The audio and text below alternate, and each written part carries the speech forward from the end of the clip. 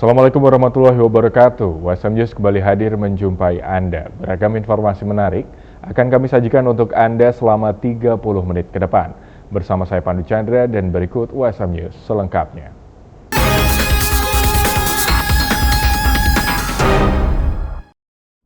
Dinas Kependudukan dan Pencatatan Sipil Kota Semarang terus berupaya keras mengejar target aktivasi kependudukan digital sebesar 30%. Program anti mager atau pendayagunaan KKN tematik dan magang merdeka menjadi salah satu inovasi yang diluncurkan untuk mengejar target 300.000 aktivasi. Dinas Kependudukan dan Pencatatan Sipil Kota Semarang hingga kini terus berupaya keras dalam mengejar target aktivasi identitas kependudukan digital sebesar 30% dari pemerintah pusat. Dari target aktivasi sebesar 300.000 aktivasi, hingga kini masih terkumpul sebanyak 50.000 aktivasi identitas kependudukan digital atau IKD. Untuk mendukung tercapainya target tersebut, Dinas Kependudukan dan Pencatatan Sipil Kota Semarang merangkul seluruh perguruan tinggi untuk dapat bersama-sama mensosialisasikan aktivasi IKD ini. Salah satu program itu adalah anti mager atau pendayagunaan KKN tematik dan magang merdeka. Melalui program anti mager diharapkan akan semakin banyak mahasiswa KKN yang diterjunkan oleh perguruan tinggi di Kota Semarang untuk membantu sosialisasi ataupun aktivasi IKD, dan target 300.000 aktivasi dapat tercapai di tahun ini. Dengan kemarin kita coba dengan Unbahas terjun 300 anak mahasiswa KKN itu ke masyarakat, mereka bisa ketemu langsung dengan masyarakat, ditunjukkan ini loh identitas kependudukan digital yang nantinya akan menggantikan KTP yang dalam bentuk kartu itu, sehingga masyarakat melihat sendiri, tahu, kemudian dipandu bagaimana mengaktifkan itu. Harapan kami target 30% dari wajib KTP ini bisa terpenuhi tahun ini. Proses aktivasi identitas kependudukan digital atau IKD terus dikebut untuk mencapai target. Kemudahan layanan juga akan dirasakan masyarakat. Tak hanya itu, penghematan APBD Kota Semarang juga dapat dirasakan karena tidak perlu mencetak KTP lagi. Menjadi komitmen Universitas Semarang dalam mendukung pengembangan prestasi atlet, Universitas Semarang baru-baru ini menggelar seleksi beasiswa non-akademik. Kegiatan ini turut diikuti puluhan peserta dari berbagai daerah di Indonesia. Menjadi komitmen Universitas Semarang dalam mendukung pengembangan prestasi akademik maupun non-akademik, kegiatan seleksi beasiswa digelar USM beberapa waktu lalu. Berlangsung di GOR Universitas Semarang, sebanyak 70 atlet mengikuti Multi-Stage Fitness Test atau MFT. Para atlet ini merupakan calon penerima beasiswa non-akademik Universitas Semarang. Jadi program beasiswa prestasi non-akademik ini merupakan sebuah komitmen dari Universitas Semarang terkait dalam menunjang pengembangan prestasi akademik maupun non-akademik bagi calon penerima beasiswa di lingkungan Universitas Semarang, yang nantinya diharapkan mahasiswa nantinya dapat berkembang di berbagai ilmu yang ada di Universitas Semarang. Tak hanya melakukan serangkaian tes kebugaran jasmani, para atlet juga melakoni sejumlah wawancara. Para peserta yang berasal dari berbagai daerah di Jawa Tengah ini memiliki prestasi yang beragam, mulai dari juara tingkat daerah hingga nasional. Besar harapan melalui program beasiswa non-akademik, calon mahasiswa nantinya dapat terus mengembangkan diri baik bidang akademik maupun non-akademik. Latihan terus, jogging, main basket terus, biar dapat yang maksimal. Mau mengejar itu sih, Liga Mahasiswa, terus semoga bisa masuk IBL, itu aja sih. Semoga bisa masuk dan bisa membuat saya memiliki banyak juara-juara, bisa membanggakan orang tua. Malam Lailatul Ijtima menjadi media untuk merekatkan konsolidasi dan silaturahmi warga di Desa Surodadi, Kecamatan Sayung, Kabupaten Demak. Dalam acara tersebut turut diwarnai dengan pemberian santunan bagi anak yatim piatu. Menjadi media untuk merekatkan konsolidasi organisasi, juga untuk mempererat silaturahmi sesama warga Nahdliyin, terutama antar ulama sepuh dengan pengurus dan antara generasi muda NU dengan para sesepuh NU. Kegiatan Lailatul Ijtima digelar oleh pengurus ranting Nahdlatul Ulama Desa Surodadi, Kecamatan Sayung, Kabupaten Demak beberapa waktu yang lalu. Dalam acara tersebut turut dihadiri oleh Kepala Desa Surodadi, Supriyanto. Dalam acara tersebut, Kades juga turut memberikan santunan bagi anak yatim piatu. Kalau tanggapan saya secara pribadi atau secara pemerintahan desa bahwa anak yatim piatu itu memang harus disupport serta difasilitasi, baik tadi acara dari Suriah tadi dan Tarvidiyah untuk membuat program secara tabungan itu bagus, sangat bagus sekali. Saya apresiasi selaku pemerintahan desa, dan insya Allah ke depan ini masih bulan ini kita akan sebagai pemerintah desa akan juga mengundang dengan santunan yatim piatu, serta tadi yang melihat yang baru saja ditinggalkan itu anak kecil 3 anak itu insya Allah akan saya berikan bantuan DD itu bantuan BLT, bantuan langsung tunai per 1 bulan 300.000 ini langsung per Kades.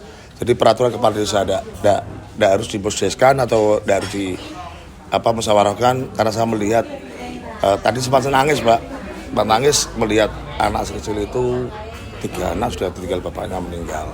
Makanya sebagai pemerintahan desa langsung akan membuat perkades peraturan kepala desa untuk memberikan bantuan langsung tunai kepada anak tersebut. Kegiatan ini menjadi agenda rutin yang akan terus digelar, juga menjadi wadah untuk merekatkan masyarakat Desa Surodadi demi pembangunan desa yang semakin ke depan.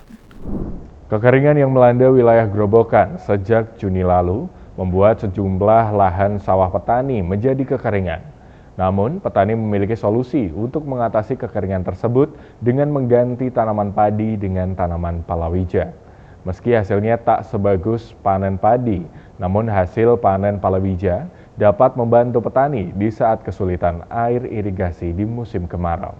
Musim kemarau yang terjadi di wilayah Grobogan, Jawa Tengah sejak bulan Juni lalu membuat sebagian lahan pertanian mengalami kekeringan dan kesulitan mendapat air. Terlebih pasokan irigasi dari Kedung Ombo sudah dihentikan sejak April lalu, sehingga petani tak berani menanam padi karena minimnya pasokan air serta sudah tak ada hujan. Untuk mengatasi lahan kering, petani beralih ke tanaman keras, yaitu tanaman palawija jenis kacang hijau. Petani memilih kacang hijau karena tanaman tersebut tahan terhadap cuaca panas ekstrim. Menurut petani, tanaman kacang hijau akan semakin bagus hasilnya jika kondisi tanah semakin kering. Meski hasil panennya tak sebagus panen padi, namun cukup membantu penghasilan petani di saat musim kemarau. Selain itu, tanam kacang hijau juga lebih praktis perawatannya dibanding tanaman lain. Biaya operasionalnya lebih sedikit dibanding tanaman lain. Sementara untuk meminimalisir potensi gagal panen padi, para petani dihimbau untuk beralih menanam tanaman palawija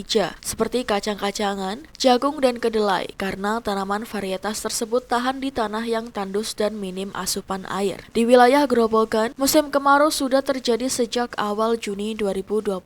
Diperkirakan puncak musim kemarau terjadi pada akhir Agustus atau awal bulan September depan. Sehingga jika bulan ini petani menanam palawija, pada September maupun Oktober bisa beralih kembali menanam padi karena sudah masuk musim penghujan.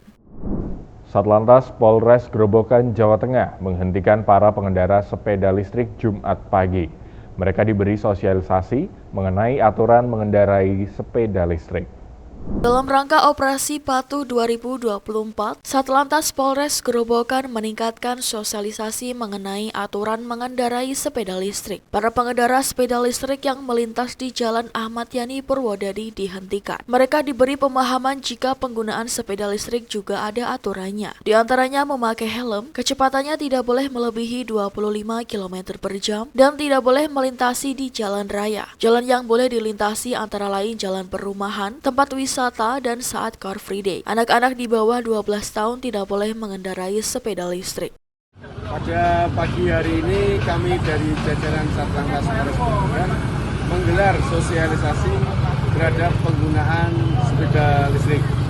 Hal ini bisa dilaksanakan demi keselamatan para pengguna sepeda listrik karena saat ini sudah marak di wilayah Kabupaten Grobogan. salah satu upaya kami yaitu mengajak mereka untuk menggunakan helm saat menggunakan sepeda tersebut, dan ada batasan umur terhadap pengguna sepeda listrik. Tentunya anak-anak juga berbahaya, dan kami juga sampaikan juga penggunaan sepeda listrik ini juga ada aturan, salah satunya di beberapa tempat yang bisa digunakan, yaitu di Car Free Day, kemudian di jalan-jalan yang telah disediakan sepeda, dan tempat khusus lainnya. Dalam beberapa tahun terakhir, sepeda listrik semakin menjamur. Banyak yang tidak memahami aturan sehingga anak-anak pun kerap terlihat mengendarai sepeda listrik di jalan raya. Untuk itu, Satlantas Polres Grobogan akan mengencarkan sosialisasi penggunaan sepeda listrik. Pemirsa, Pesta Pemilu 2024 telah usai digelar. Pasangan Prabowo Gibran menjadi presiden dan wakil presiden terpilih. Namun, berbagai tanggapan muncul, salah satunya mengenai permintaan pelantikan presiden dan wakil presiden terpilih untuk dipercepat. Hal ini menuai berbagai komentar dari banyak pihak. Dan berikut liputannya untuk Anda. Pemohon uji materi Undang-Undang Pemilu meminta agar pelantikan presiden dan wakil presiden terpilih dipercepat. Apa alasannya? Salah seorang pemohon, Dehi Natalia Kristanti, menjelaskan bahwa jeda waktu 8 bulan menjelang pelantikan terlalu lama menurutnya. Hal ini membuat pemerintahan tidak bisa berjalan maksimal. Presiden yang sedang menjabat jadi tidak leluasa membuat kebijakan strategis dan pengaruhnya berkurang. Desh menyebut situasi ini menyebabkan kevakuman pemerintahan dan disorientasi selama 8 bulan. Birokrasi pun jadi terhambat sampai pemerintahan baru dimulai. Untuk mengatasi masalah ini, Desh dan rekan-rekannya meminta Mahkamah Konstitusi menetapkan norma baru dalam waktu pelantikan presiden dan wakil presiden terpilih. Mereka mengusulkan agar pelantikan dilakukan paling lambat 3 bulan setelah ditetapkan oleh KPU. Sidang uji materi ini dipimpin oleh Hakim Imka Arsul Sani, didampingi Anwar Usman dan Arif Hidayat. Gugatan diajukan oleh 5 pemohon, Audrey Tangkudung, Rudi Andris, Dehi Natalia Kristanti, Marlon S. Sekansil, dan Meti Anita Lingkani. Mereka meminta agar pasal 416 ayat 1 UU Pemilu diubah. Mereka ingin ada tambahan kalimat yang memastikan pelantikan presiden dan wakil presiden terpilih dilakukan selambat-lambatnya 3 bulan setelah ditetapkan oleh KPU. Saksikan terus berita terupdate di USM TV. Pemirsa, petahana Presiden Joe Biden mundur dari pencalonan presiden pada Minggu siang waktu Amerika dan mendukung Wapres Kamala Harris untuk maju. Lalu bagaimana proses penggantian capres di tubuh Partai Demokrat selanjutnya? Selengkapnya dalam liputan tim VOA berikut ini. Informasi ini juga sekaligus menutup perjumpaan kita di hari ini. Saksikan terus Wasam News hanya di Wasam TV. Saya Pandu Chandra dan seluruh kru yang bertugas pamit undur diri. Terima kasih. Wassalamualaikum warahmatullahi wabarakatuh. Setelah Partai Republik menyelesaikan konvensi nasionalnya di Milwaukee, giliran Partai Demokrat mulai 19 Agustus mengadakan konvensi nasional partainya di Chicago. Hampir seluruh dari 3.896 delegasi yang hadir telah berkomitmen mendukung Presiden Joe Biden yang memenangkan seluruh pemilihan pendahuluan di penjuru Amerika Serikat. Tapi aturan partai menetapkan pilihan mereka bisa diubah kemudian. There may be some negotiation if Joe Biden were to decide to step aside to say maybe we could at least encourage or endorse or try to set in place a way that Vice President Harris might be the nominee. But there's not an absolute guarantee or legal way for him to switch his support to her. Sebagai wapres yang juga pengganti presiden bila berhalangan tetap, Kamala Harris menjadi opsi terkuat. Survei kantor berita Associated Press bersama dengan NORC at the University of Chicago menunjukkan 58% pendukung Partai Demokrat, partai dari Joe Biden, menilai Kamala Harris adalah sosok yang tepat untuk menjadi presiden. Namun secara umum, warga Amerika Serikat hanya 30% yang menilai Kamala Harris layak menjadi presiden. Dalam forum publik, Harris mendukung Biden. Joe Biden is our nominee. We beat Trump once and we're going to beat him again. Period. Sebagai bagian kampanye Biden-Harris, Harris bisa mengakses dana kampanye yang pada Juni mencapai 91 juta dolar. Sebagai perempuan kulit hitam, Harris juga bakal menguatkan dukungan warga Amerika keturunan Afrika, pendukung inti Partai Demokrat. Pada saat yang sama, Partai Demokrat ingin menghindari kesan penobatan calon secara otomatis, terutama bila ada kandidat lain yang ingin maju. Di antara calon kuat alternatif lainnya adalah 3 gubernur, Gavin Newsom dari California, Josh Shapiro dari Pennsylvania, dan Gretchen Whitmer dari Michigan. The goal of the party will be to have some sort of process before the convention and at the convention that allows whoever gets into the race to court the delegates. It could be any number of things. It could be regional meetings, it could be a debate. Saat konvensi, delegasi juga harus memilih calon wapres. Proses lain yang bisa membuat semangat massa tapi juga berpotensi memecah belah. Whoever is the loudest in critiquing Harris as the choice will probably be the sort of faction of the party that gets their nominee into the VP slot. But, it's all speculation at this point. We have no idea. We've not seen anything like this before. Ini memunculkan gejolak internal Partai Demokrat jelang November. We will very quickly make America great again. Di saat Partai Republik baru merapatkan barisan di belakang capres mereka, Donald Trump. Dari Washington DC, Virginia Gunawan dan tim VOA.